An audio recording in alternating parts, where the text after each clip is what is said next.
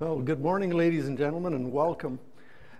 Those of you that are here in person and those that are joining us through the webinar. The session is quite informal, so during the course of the session, you need more coffee, whatever you might need, please get up and go to the back and replenish whatever you need. For those of you that know me, I usually begin, anytime I get a chance to come to the podium, I usually begin my remarks with a little chat about the riders. Anyway, that's about all I have to say. Well, I'm a little anal, I'm a little rabid, a bit of a rider fan, but anyway, we'll just talk next week. For sure. So thank you very much for taking the time to be here with us this morning. My name is Gord Dobrowolski, and I have the distinct pleasure of being chair of the board of WCB. I'd also like to welcome you on behalf of my colleagues on the board, Larry Flowers, the employer rep, and Gary Hamblin, the labor rep. Guys, stand and just give a wave to everyone.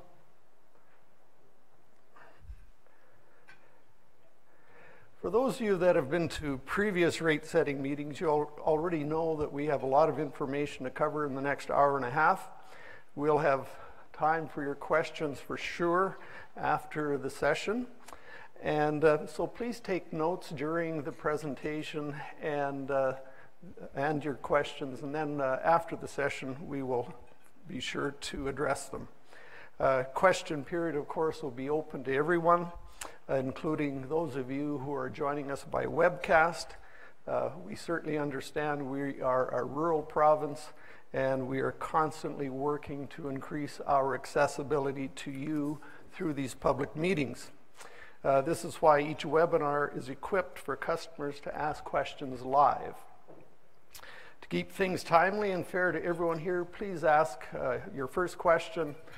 Keep it to a question and we'll answer it. And if there's time to answer a second or third question from you, we'll certainly get to that, but just let someone else ask their question as well.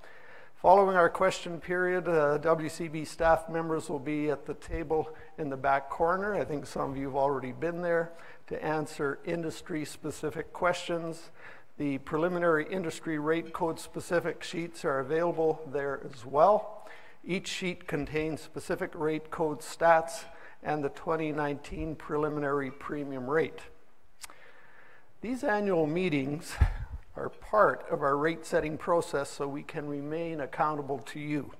This is also why we want your feedback on our proposed rates.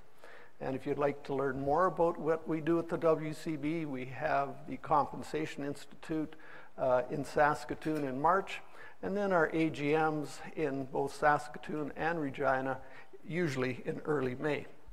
And again, we really appreciate the time you've taken to be here, and those of you that are joining us by the webinar to be part of this meeting.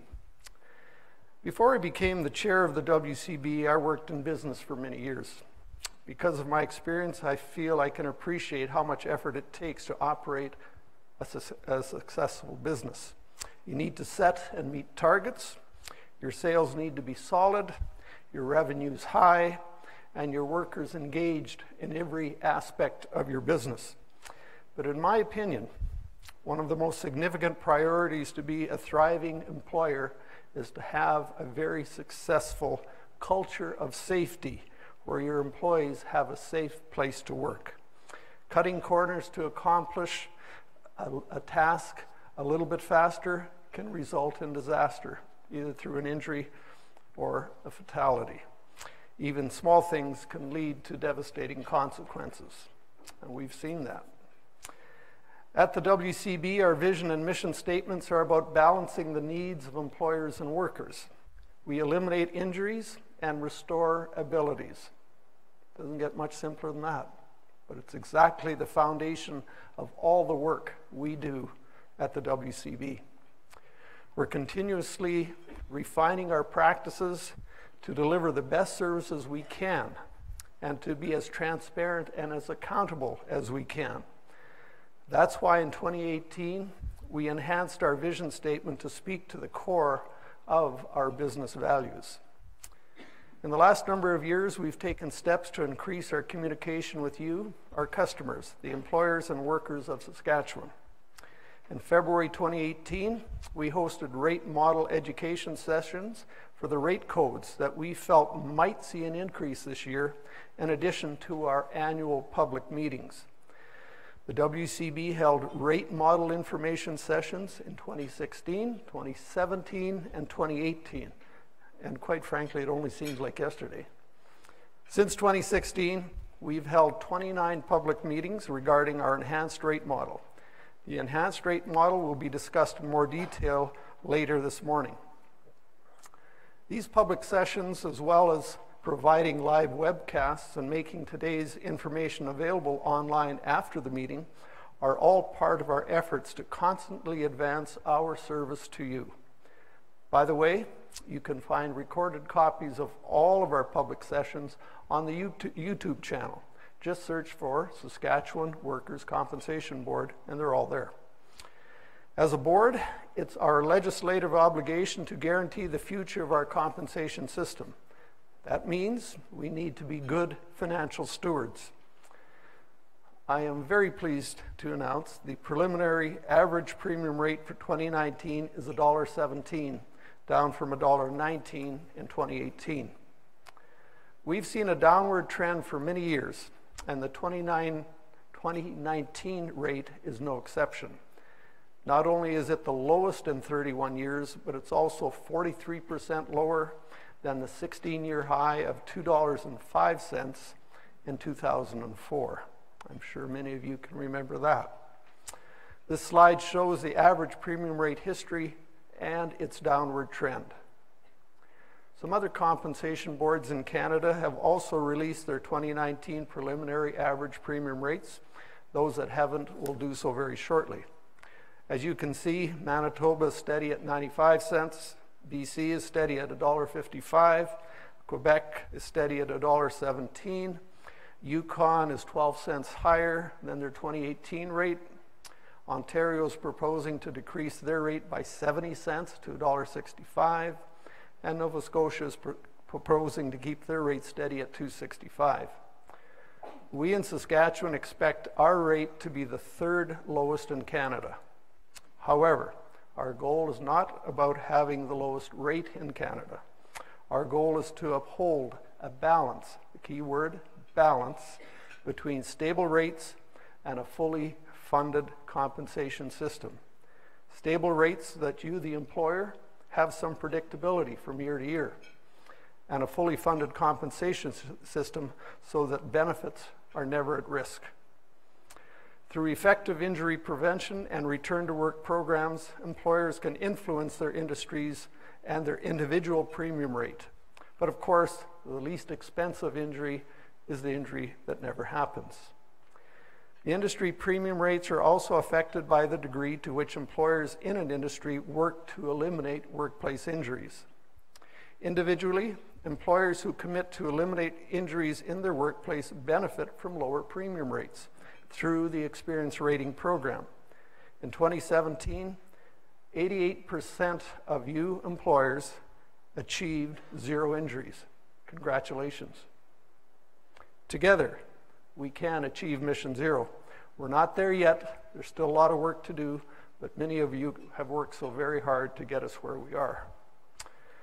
So to provide you with more detail, I want to introduce our Director of Employer Relations, Jennifer Norleen Vitale.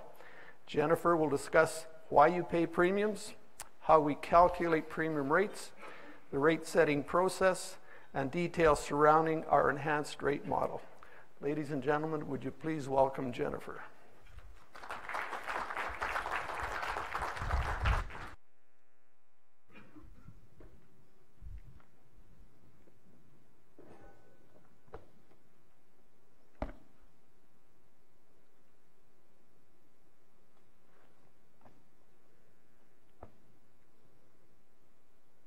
Welcome, everyone.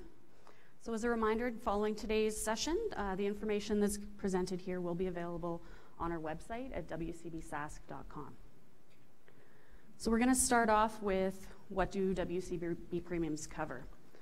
It's really about understanding why you pay premiums. So as employers, you fund the compensation system and are protected from being sued if there's a workplace injury. This is known as the historic compromise. The premiums you pay ensure that your workers are protected in the event they are injured on the job.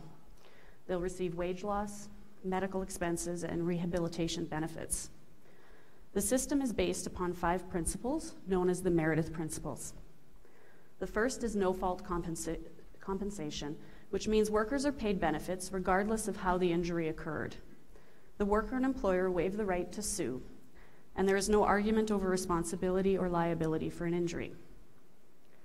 The second principle is security of benefits, which means a fund is established to guarantee funds to pay future benefits. The third principle is collective liability, which means that covered employers on the whole share liability for workplace injuries. The total cost of the compensation is shared by all employers, and all employers contribute to a common fund. Financial liability becomes their collective responsibility. Fourth principle is that of independent administration, which means that the organizations whom administer workers' compensation insurance are separate from government. And the final principle is that of exclusive jurisdiction, which means only workers' compensation organizations provide workers' compensation coverage, and all compensation claims are directed solely to the Compensation Board. The board is the decision maker and final authority for all claims.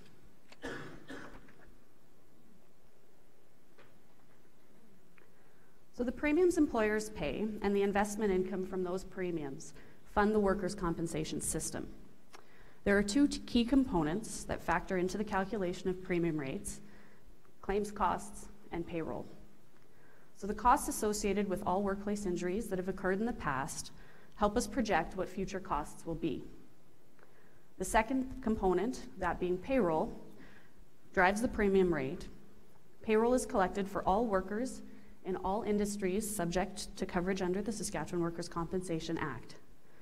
And rates are set based on the ratio of claims costs to payroll. So this slide shows us the history of costs from 2013 through 2017, which are the years included in the rate setting model. So medical aid costs, which are the green bars, decreased 1.1% from 2016 to 2017. So this is mostly driven by fewer claims within the system. For example, we had around 100 fewer claims that required hospital or private facility fees, and around 300 fewer claims that required doctor's care. Compensation costs are the blue bar.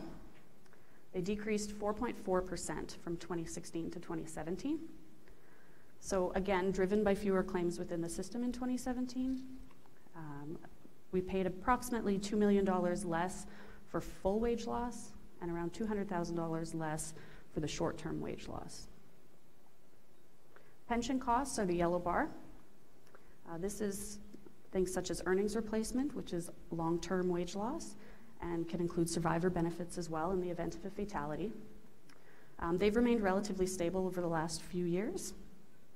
And that last bar, the dark green one there, represents vocational rehabilitation costs, which represent retraining or education costs where injured workers cannot return to their pre-injury job.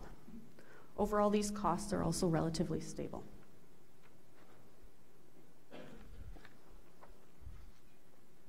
So that second component that I mentioned is payroll, and this slide shows 2014 through 2019 projections. So assessable employer payroll for the 2019 premium year is expected to rise 3.66% to $23.3 billion, up from the 2018 estimate of $22.5 billion. Assessable payroll includes a forecast of economic growth of 1.7% and an estimation of 2% for the impact of the increase to the maximum assessable earnings in accordance with our Act. The maximum assessable earnings is increasing from $82,627 in 2018 to $88,314 for 2019. Since 2014, the WCB has been moving the maximum assessable earnings towards 165% of the average annual wage. The move was gradual in order to ease the impact to employers as we were moving towards that goal. For 2019, the maximum assessable earnings are now at the 165% level of the average annual wage. So beginning in 2020, the maximum assessable earnings will be indexed with the change in average annual wage, and we're no longer in that catch-up period. Payroll projections are based on industry trends, industry input, and annual payroll revisions. Last year at this time, for example, we were projecting 2018 payroll to be $22.7 billion. However, we're now projecting this will be slightly lower at 22.5.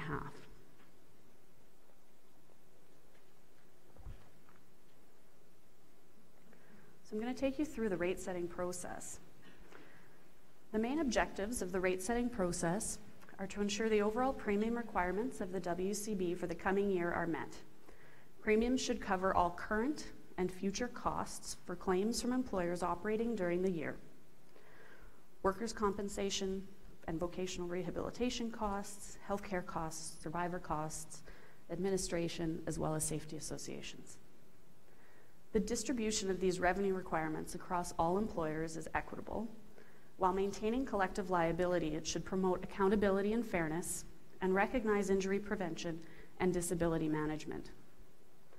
So the rate setting process involves 3 steps to determine an employer's premium rate.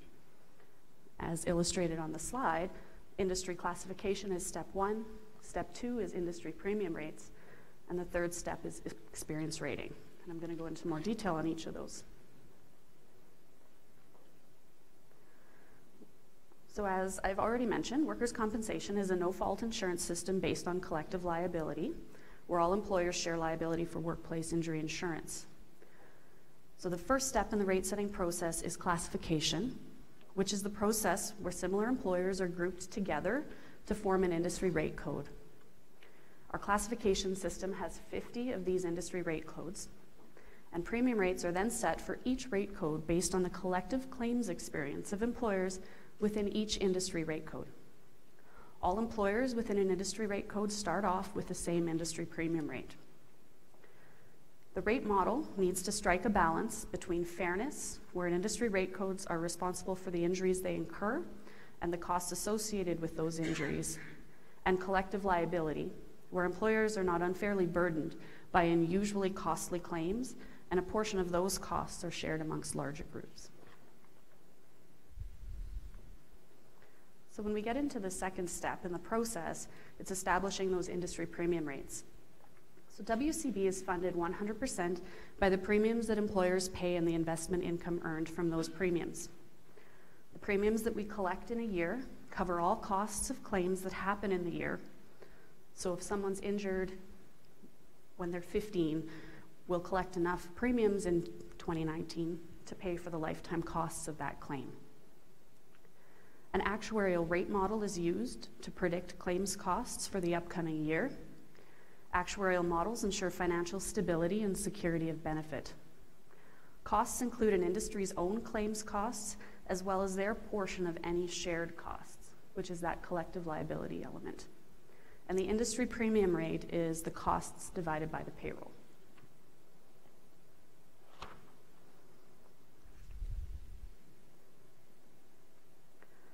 So as many of you know, we implemented an enhanced rate model in 2018, and this slide is really just a timeline of the events that brought us here today. So in 2015, the WCB conducted an asset liability study through an external consultant. This study incorporated actuarial, asset liability, and investment return projections and recommended the WCB review its rate-setting model and funding policy. As a result of the recommendations in the asset liability study, as well as feedback that we received from industry, in 2016, a review of the rate model was completed by an external actuary, ECLR. The final report was received in September 2016, and in October 2016, we introduced the enhanced rate model to stakeholders at the annual rate-setting meetings.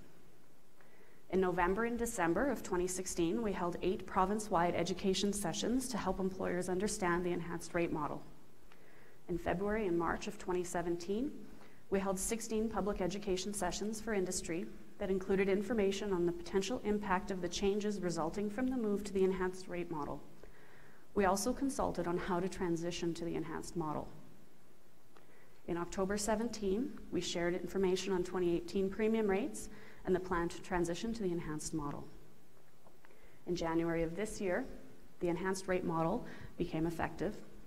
In February, we held 7 industry sessions representing the 14 industry rate codes who would see a premium rate increase under the enhanced model and were transitioned for 2018 only. That brings us here today, where we're sharing information on 2019 premium rates, which all 50 rate codes will have their rates calculated under that enhanced model fully transitioned.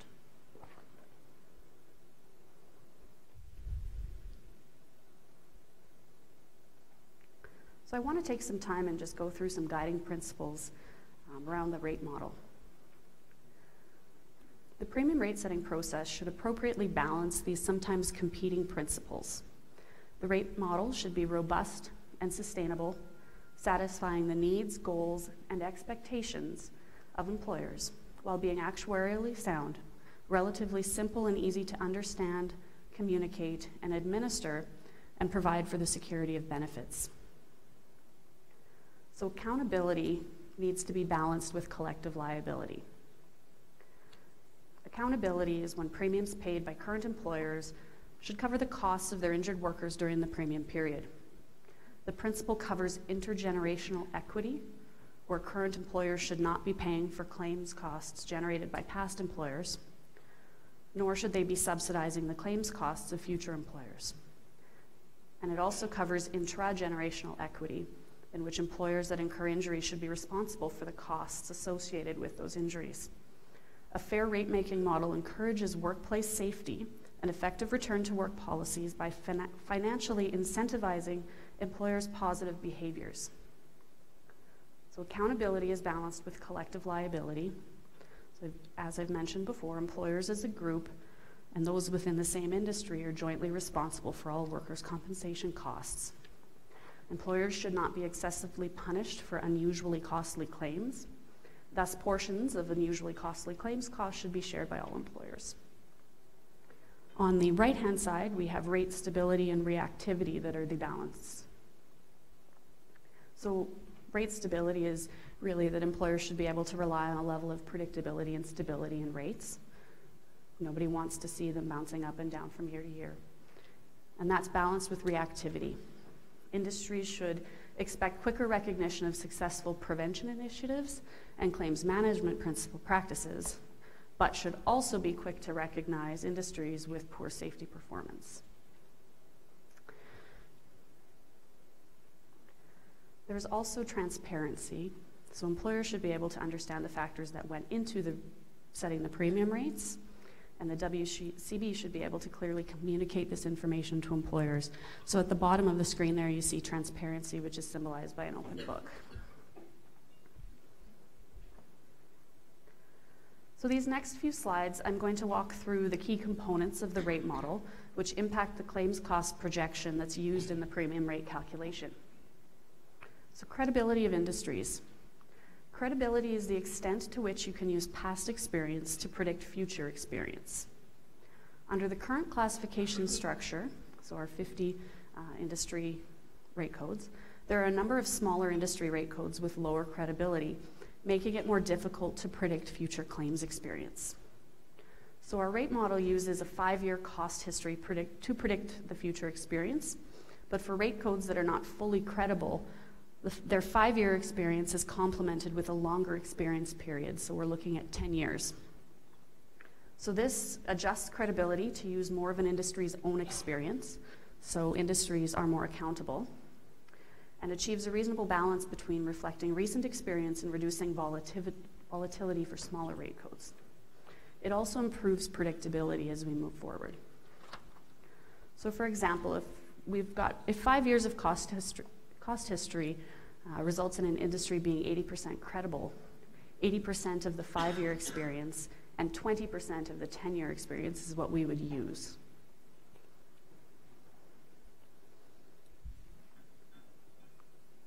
The second component is use of indicators to predict future costs. So the rate model uses the evolution of workforce to determine future claims costs. The evolution of the workforce considers the change in the number of insured workers in the rate year to estimate the future costs, as the number of workers is indicative of the level of risk an industry is exposed to. This increases rate stability as well as ease of understanding.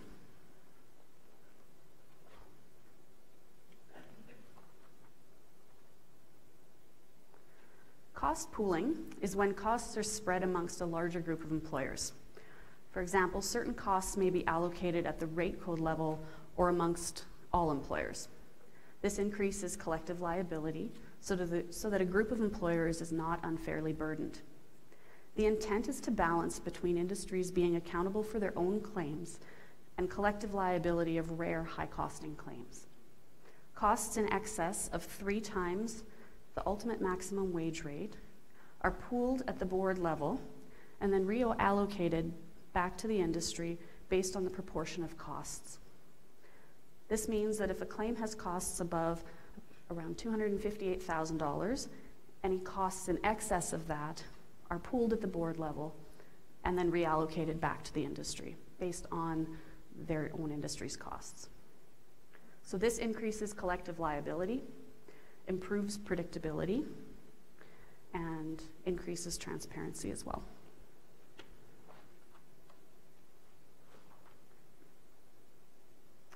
Allocation of fatality costs. All costs arising from fatalities are charged to the rate code in which they occurred, and they're treated as any other claim subject to the claims cost cap that I just mentioned. So this increases fairness. There's more accountability for the industry around fatalities. Just for informational purposes, from 2013 to 2017, 37 out of the 50 rate codes had at least one fatality.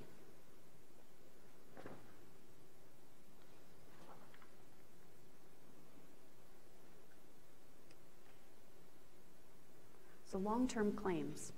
The rate model applies all costs for the first 7 years of a claim to the industry experience. Any remaining costs are pooled at the board level and allocated based on industry proportion of costs. This increases reactivity by putting emphasis on the more recent cost experience and also increases accountabilities to industries for more recent experience. And it increases collective liability for the older claims costs. So you might have a claim that's 25 years old, and we're looking at those first 7 years of costs directly at the industry, and the costs beyond that are pooled at the board level.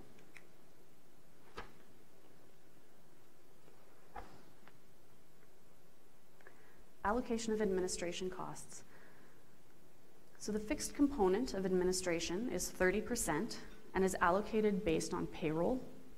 The variable component is 70% and is allocated based on claims costs or usage of the system.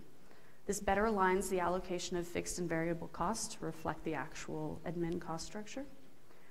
Fixed costs include salaries and overhead for, say, our employer services department, so things such as registering a business, the billing system, obtaining clearances, those kinds of things that all employers would be needing to do with WCB, as well as other non-claims related areas within the WCB.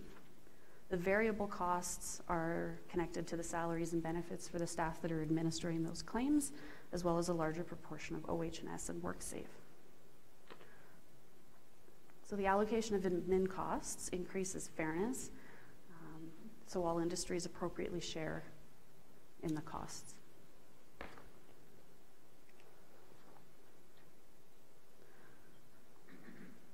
This slide summarizes the 6 key components of the rate model and how they connect to the balancing principles. So as you can see, most of the components impact more than one balancing principle. So for example, both costly claim pooling and using an indicator to predict costs contribute to rate stability. And this is offset by the impact that long-term claims costs have on rate reactivity.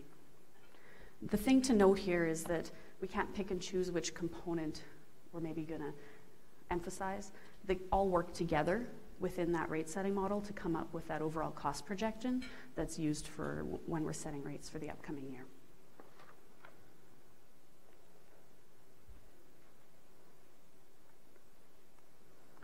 So as Gord mentioned earlier, the average premium rate for 2019 is dropping 1.7% from $1.19 to $1.17 per $100 of payroll. And this slide shows the composition of that rate. Claims costs represent 7.8 cents of the premium rate, or 67%. Admin costs represent 3.41 cents, 29%. And are prorated for each rate code based on payroll and claims costs incurred. So that's where the 30% fixed and 70% variable comes in. So the WCB's administration budget includes WCB's own administration costs, as well as costs for OH&S, WorkSafe, the Workers' Advocate, and legislated obligations. The primary driver of the administration component increase is due to additional funding for OH&S, which includes funds for additional officers to increase enforcement efforts within the province. The last line there, safety associations, make up 4.9 cents. And that's for industries that have safety associations. While this component is down slightly, just want to note that it doesn't mean that we're investing less in safety. With the payroll increases that we're anticipating, it just adjusts the component down a bit.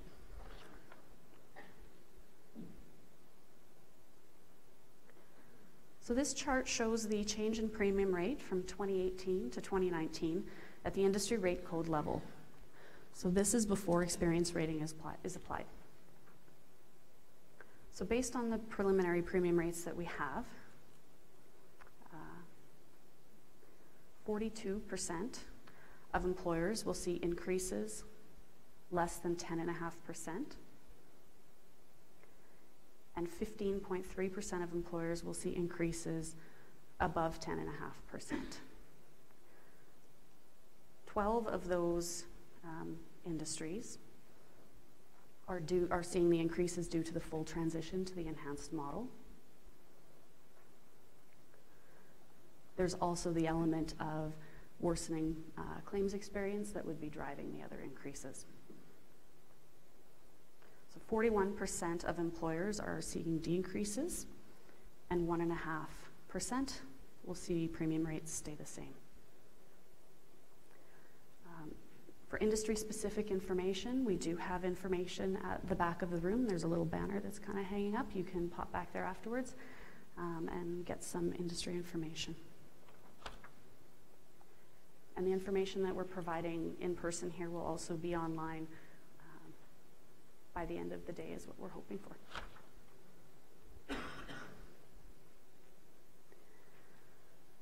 So the third step in the rate setting process is experience rating. And this step applies individual employer experience to the industry premium rate. So the experience rating program provides an incentive to influence injury prevention and safe work behaviors. The general rule of thumb is that if your claims experience is better than your industry, you're likely in a discount position. If it's worse, you're likely going to experience a surcharge. Our experience rating program has two programs, the standard program for smaller employers and the advanced for larger employers. So within the standard program, this is for employers with less than $21,000 in premiums over a 3-year period. It's based on the frequency of claims, and the maximum discount here is 25%, and the maximum surcharge being 75%. And this program applies to approximately 88% of Saskatchewan employers. The advanced program is for employers with at least $21,000 in premiums over 3 years. It's a cost-based program where individual employers are compared to others within their industry. If the experience is better than the industry, they can receive a discount with up to a maximum of 30%. If the experience is worse than the industry, could receive a surcharge up to 200%. So this chart shows the distribution after experience rating is applied. We're looking at 40% of employers seeing premium rate decreases, that's the blue there. 2% will stay the same, and 58% of employers will see their premium rate increase. 38% of those will increase less than 10.5%, that's the gray piece of the pie, and 20% will increase more than 10.5%.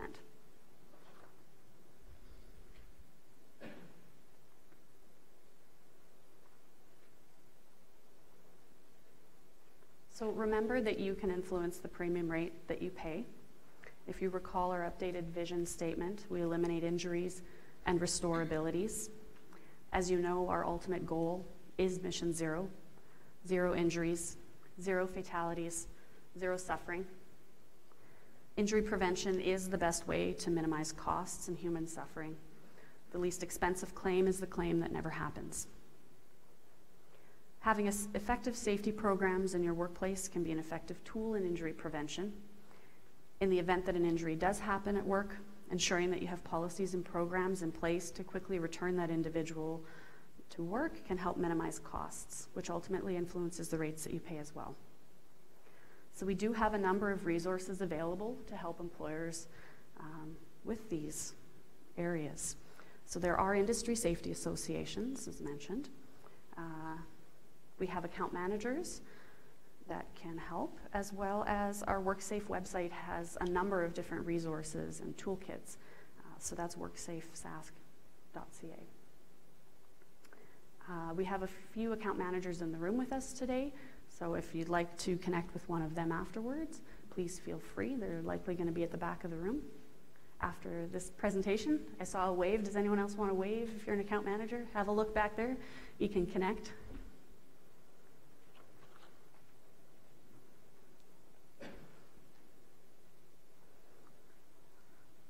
So I'm just going to pause here and take a moment to address one area that continues to be concerning for us: the number of deaths that are occurring within workplaces in Saskatchewan. This slide shows a history from 2009 to 2018. And the number of fatalities in 2018 is already higher than for each of the past 5 years. Over the last 15 years, we've seen an average of 37 workplace fatalities per year. Last year, we saw the fewest number of workplace deaths in the past 15 years at 27. This is a tragic loss of life across our province. And as of September 30th, there were already 40 workplace fatalities, the highest number of deaths on the job since 2012.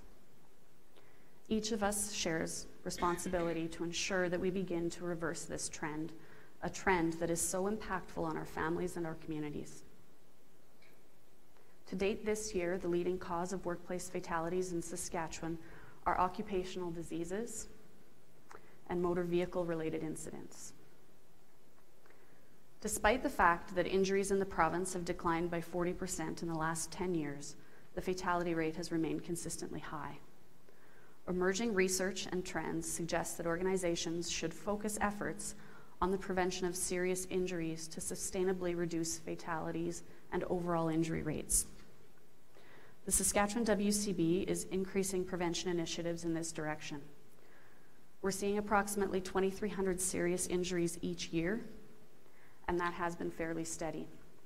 We're looking to shift our strategies from primarily frequency-based to also including an element of severity within that to help us be more effective in our targeting approaches.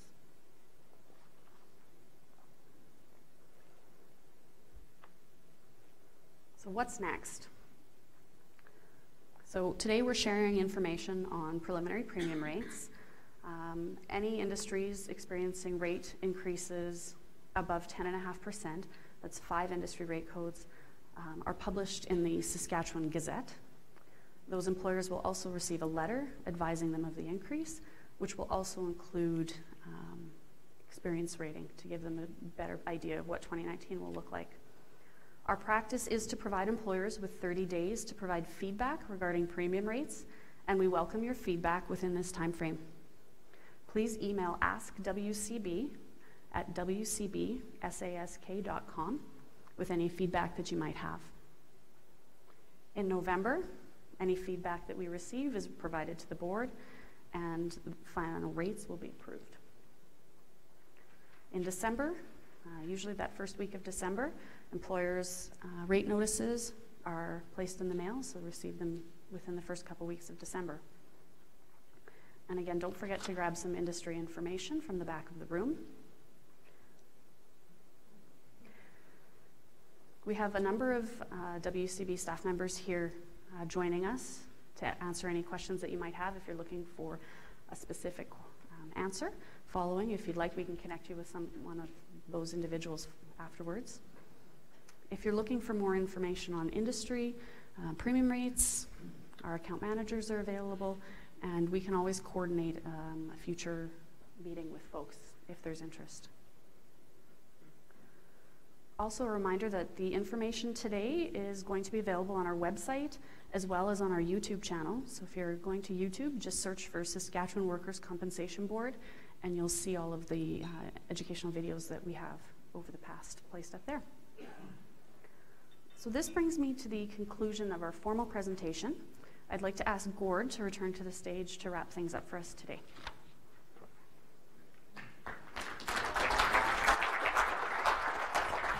Thanks, Jennifer.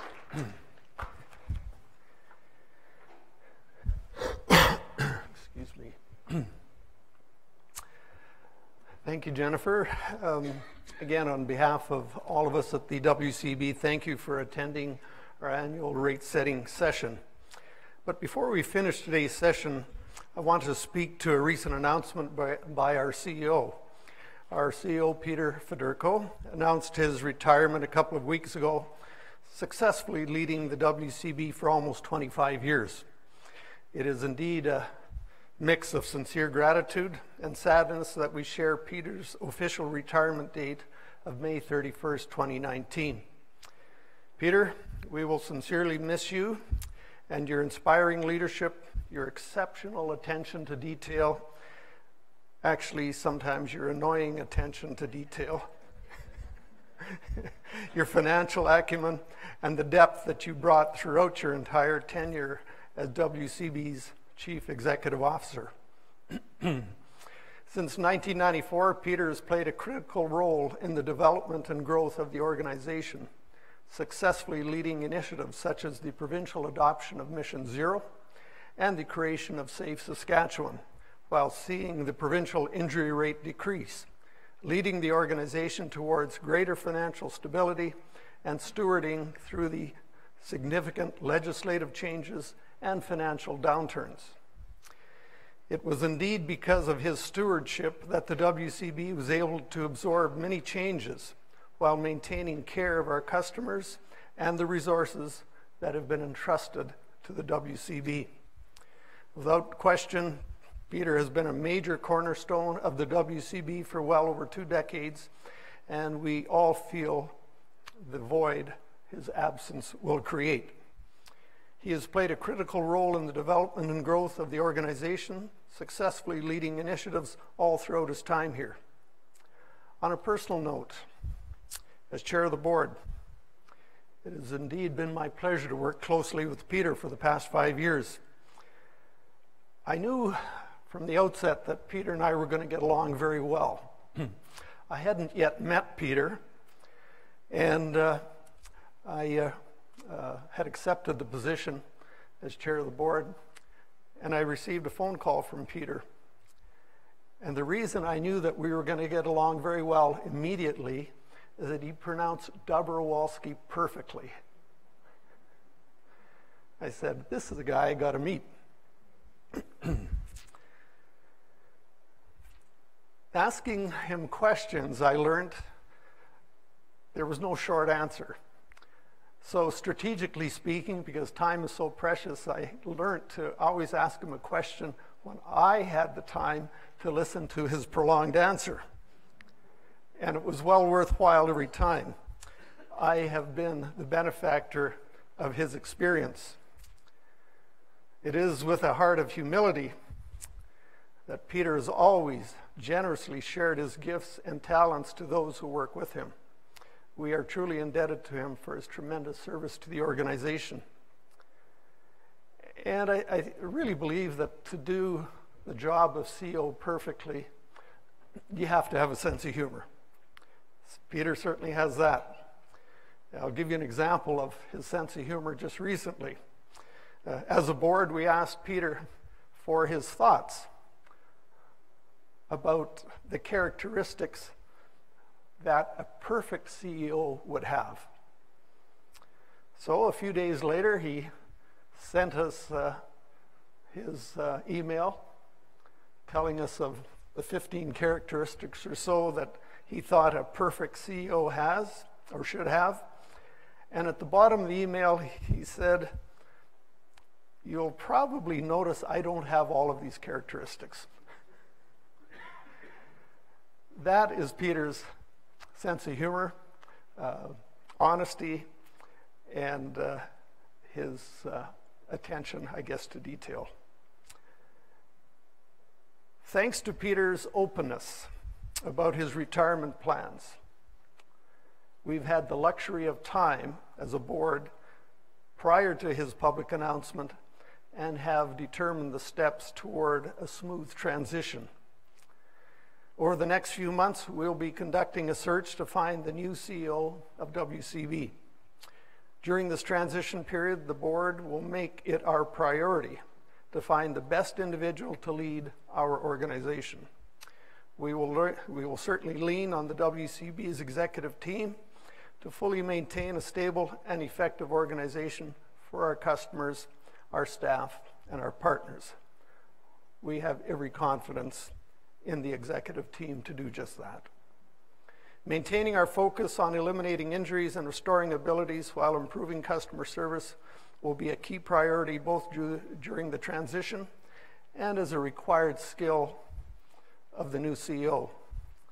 Another required skill of the new CEO is that he be or she be a rabid Rider fan. Be one of the questions. We look forward to our continued work and connection with Peter over the coming months, and of course, we wish him the best of everything as he embarks on this new chapter. Peter, thank you.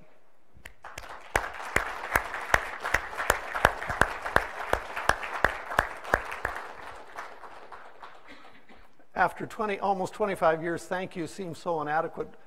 But Peter, that's all I got. Thank you, man. And again, thank you, Jennifer, and thank you for everyone to attend this meeting. So this brings an end to our formal presentation. We'll now open up the session to questions, both here in person and, of course, online. So with that, there are mics in the hall here, and if you have a question, please go to the mic, identify yourself, and of course we cannot discuss any appellant information or anything under decision. So of course, I think you all realize that, of course. So with that, it's open to questions both online and here in person. So Jennifer? They're going to be wanting asking you the questions, not me.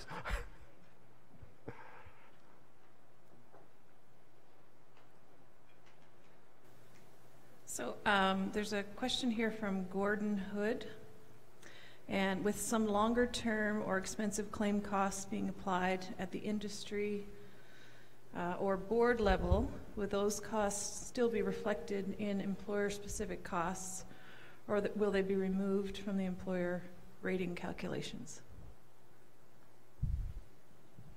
So the capping that I mentioned earlier today is for the industry premium rate calculations.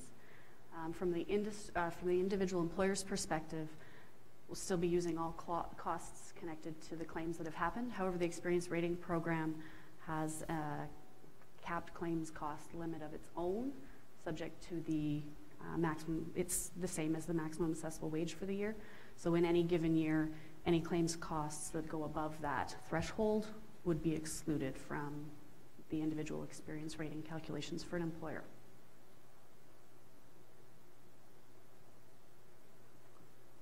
And we can alternate to the people in attendance. Next question, comment. Good morning. Thanks for allowing me to ask a question. I'll keep it brief. For hotel and hospitality. Who are you, sir? Jim Betts, Hotel, Hospitality, and Restaurants.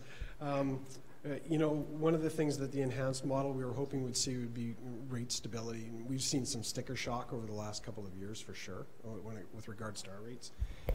We're now 100% higher, double the rates of open pit mining, and we're the same as construction. And this from an industry in which, you know, our biggest injuries are hand injuries and some ergonomic issues. So one of the things that I'd like to ask is when I look here and we talk about how it is that costs are calculated, claims costs for us have gone down, safety association's down, our payroll is flat, and yet it looks like the administration is really what's driving a 9.2% increase. In your estimation, if we have a new model that's easier for us to predict, when can we see some relief for our industry? We keep going up, you know, given our position now with regards to fatalities and injuries and those types of things, we should be seeing this go down. Any idea of when we're going to see that?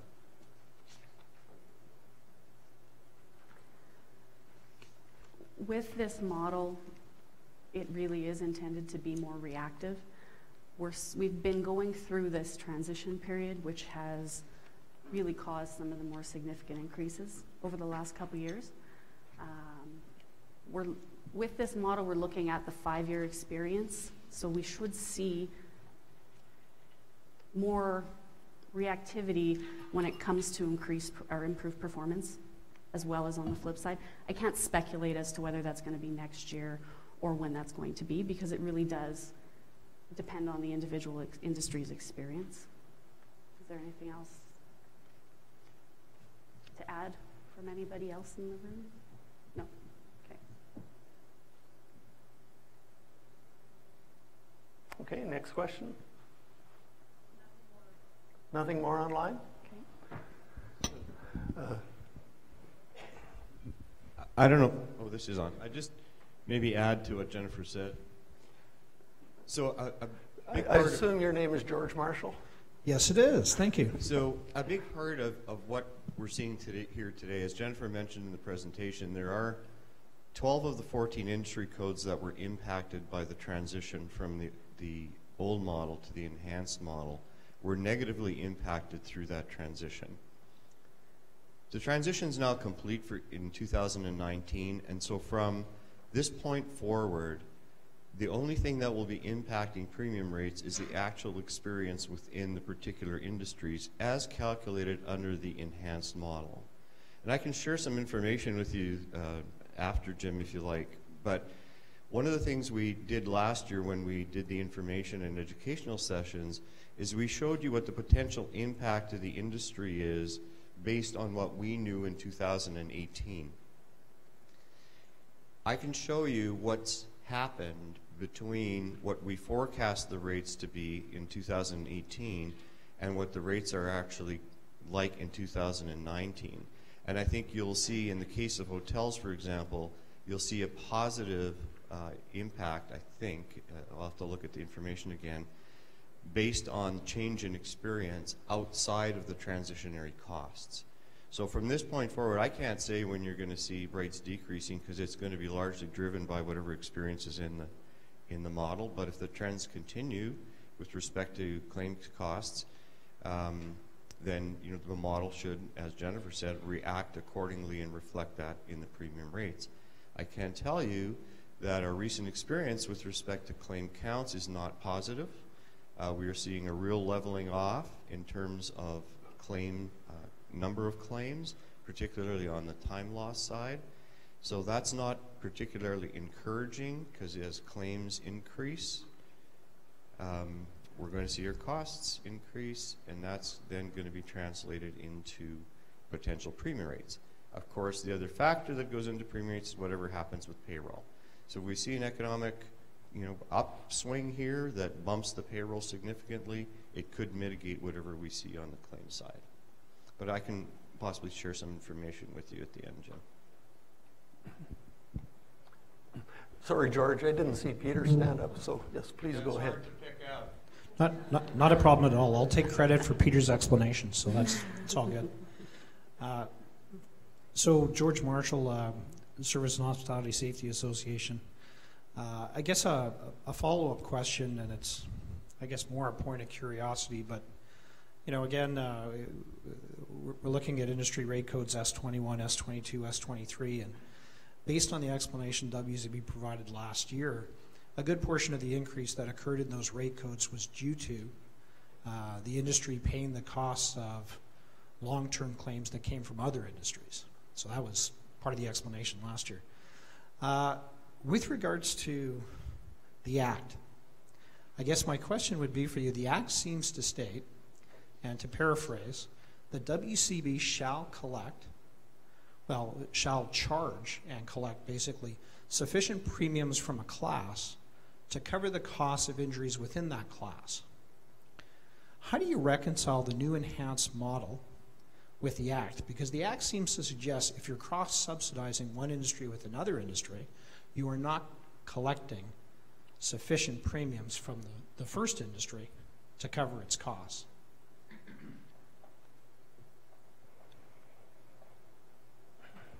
Go ahead. Yeah, for me to take a shot? Sure. Go ahead. I'll help you out. I'm not sure we'd necessarily want to see what the premium rates would be if there wasn't an element of collective liability there. I think that would introduce a whole new level of volatility into those premium rates. As for the Act, I haven't looked at it in a little while in terms of the specifics there, but I think that it really it provides us the ability to establish a fund, and, you know, our rate model is what calculates the premium rates that go into that fund. So, Peter, if you want to add something. I would only add, so the Act specifically first says the board shall establish a fund and decide how to divide up that fund in which way it chooses. And so today this board has decided that based on underlying industry, we establish these premium rate codes. The Act goes on further to say, though, later when you get out of the sort of classification and rate port where it starts talking about funding, it says should also be structured in manner such that employers are not unduly burdened. And so if we go back to the founding principles, which Jennifer shared with us right at the beginning, being Meredith, one of the fundamental principles in Meredith is collective liability. And if we think about our own insurance, our own personal insurance plans, or whether it's home insurance or car insurance, we are all involved in risk pools, sharing collective liability of whoever is in that particular risk pool. So based on the cars we drive, or the kinds of homes we have, we're going to be in a pool with other home and car owners, and we're going to share collectively. So I haven't had an injury or an insurance claim on my home or car for years. I continue to pay a premium. In theory, I should pay zero premium because I've never ever had a claim. Now that's recognized on the discount that I get for good driving, which is similar to our inexperience rating. So I think the answer to the question, George, is, and to build on what Jennifer said, I would shudder to think what rates would be in certain industries if we remove the collective liability concept. Remember, we're trying to balance the accountability with the collective liability. So we think of in any particular, and balance that with rate stability. We think about in any given year what can happen in an industry, and think about the year past, the year that we're currently in. Certain industries were impacted significantly by fatality costs. If we did not share in collective liability at a broader pool level, those industries would see their rates bump all over the darn place. You know, go up several 100% perhaps in one year, and then the next year, because they'd have no costs, you go down low. So the whole theory behind setting the premium rates is you don't do it for the year in view, you do it for the long-term stability of the fund. So it's, you know, the way the board has interpreted the setting of the premium rates is to take into consideration the entire requirements of the system, the entire requirements of the legislation, not one specific provision. I'm sorry, George, I know you said one question, but I just have to respond really quickly. because you didn't actually respond to the section of the Act that I was talking about. You're talking about a different section. And when I was talking about class, I wasn't talking about against collective liability. Collective liability, of course, applies within a class, and that's specifically defined within the Act. So I just had to point that out. That didn't actually answer the question. So George, actually the Act does not specify a class. The Act starts out by saying, as I started to say, industry, the board shall establish a fund and divide that into classes or whatever ways that it sees fit. I'm paraphrasing. But it doesn't specifically say you will have 50 classes and each of those classes will only be paying for their own claims costs. I didn't say that. The actual language is right here in the Act 134.1 of the Act. It does say cost, and it does say exactly what I said. But again, that's okay. I appreciate the answer. Thank you, George. Peter, thank you. Jennifer, thank you. Anything online, Carolyn? Nothing? All right. Another question from the floor. Ken Ricketts with the Safety Association of Saskatchewan Manufacturers. First off, thank you, Peter. I may not have always agreed with you, but I always respected you, and we're going to miss you. Going on. Interesting to me, the pre and post number of firms that are going up are pre and post the experience rating application.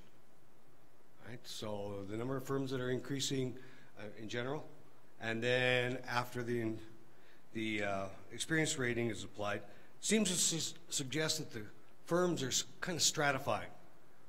The good are getting better, and the bad are either staying worse or getting worse.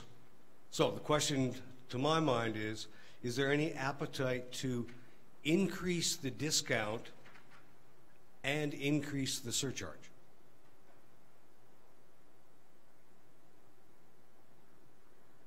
That's not something that we're currently considering. Our experience rating program does get reviewed periodically. So the last time that it was reviewed was, I believe, in 2014, and there was some changes that were made that were implemented in 2017, if I'm correct. So at some point we'll review the program again, but it's not in the immediate horizons.